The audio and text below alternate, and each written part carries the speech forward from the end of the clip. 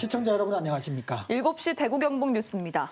대구시의 택시 감차 지원 사업 과정에서 뇌물과 특혜 의혹이 있다는 KBS 보도와 관련해 대구시가 해명에 나섰습니다. 진상을 밝히거나 대책을 마련하는 대신 문제가 없다는 내용인데요.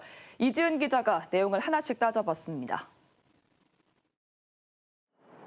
택시 감차 사업 과정에서 택시 업체가 감차를 대가로 뒷돈을 건넨 의혹이 있다는 KBS 보도에 대해 대구시는 2페이지 분량의 설명 자료를 냈습니다. 2017년 감차 사업 당시 사업 대상자를 접수 순서에 따라 선착순으로 정했다는 겁니다. 하지만 KBS 취재 결과 대구 법인택시조합이 내부적으로 회사별 감차 배정 대수를 정해놓고 이 중 일부를 특정 업체에 몰아준 정황을 포착했습니다.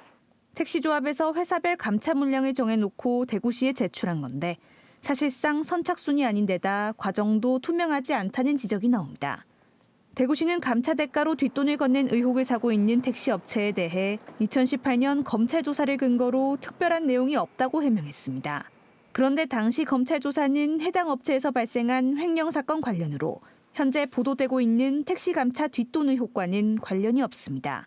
대구시는 해당 업체 외에도 전 차량을 감차한 업체가 더 있다고 강조했습니다. 실제 2017년 해당 업체 이외에 2019년과 2020년 각각 한 업체씩 전 차량을 감차한 것으로 파악됐습니다. 하지만 전 차량 감차 업체가 더 있다는 사실만으로는 논란이 되는 뒷돈 의혹을 잠재우기에 턱없이 부족합니다.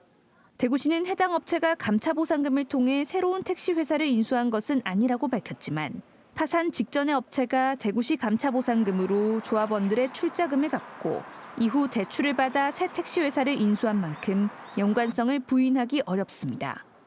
KBS 보도 이후 제대로 된 감사나 진상규명 대신 의혹을 덮기에 급급한 대구시. KBS는 대구시 택시 사업과 관련한 취재와 보도를 앞으로도 이어갈 예정입니다.